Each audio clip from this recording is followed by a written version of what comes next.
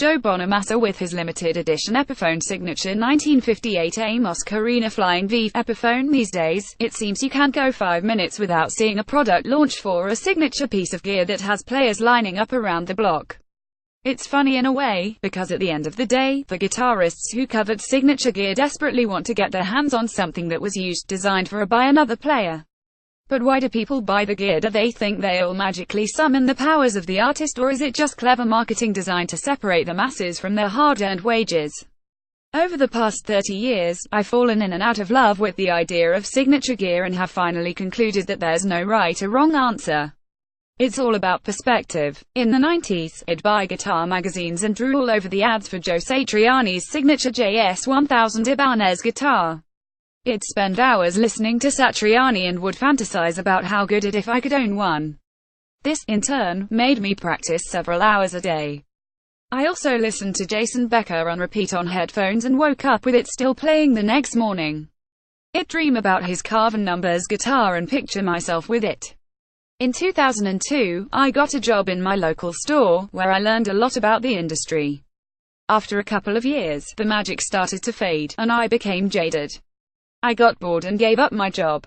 I even stopped playing guitar. A few years later, I put on some Satriani and the nostalgia come flooding back. The feeling of magic returned. So I bought a used JS1000 and started to practice again. I was never a technical player, so I decided to learn legato and sweep picking. I practiced all night, developing my own style, and today, I woke up and read that the Seymour Duncan Custom Shop had released a Joe Bonamassa signature PAF pickup set based on his limited edition Epiphone signature 1958 Amos Carina Flying V. Although there were many positive comments in the news item, I noticed a comment that posited that the PAF of the 50s could never be recaptured due to the variance between PAFs at the time, and that the signature set was simply a ploy to make money. The word variance jumped out at me. In fact, I was about to reply to him when I decided I'd write this story instead. It is precisely because of the variance that these types of signature products are released. If the magic of a 58 PAF could be replicated in just one product release, I'm sure it would be done. What Seymour Duncan has done is analyze a specific variant, and then they reproduced it.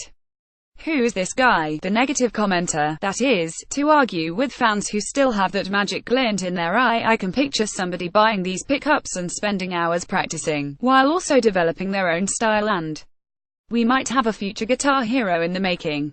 When I looked at those guitar ads in the 90s, there were no comments from Jadidians talking smack. If there had been, I might not have pursued the JS1000 and maybe wouldn't have developed into the guitarist I am now. As for Becker, he's now a good friend, and I went on to release his official Carven JB24 Numbers guitar. I actually own the prototype.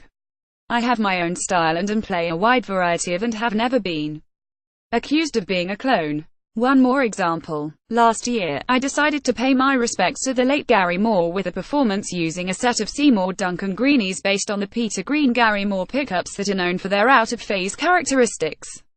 That video led to my meeting Gary's son, Jack Moore. We're now friends and collaborators. So there you have it. I'm not saying the chap was wrong for saying what he said. I understand, because I once looked at the industry from the same jaded perspective. In fact, I still feel that way sometimes. But when I do, I back off, put the guitar down for a while and start to listen to some of that inspired me in the first place. The magic always comes back when you look for it.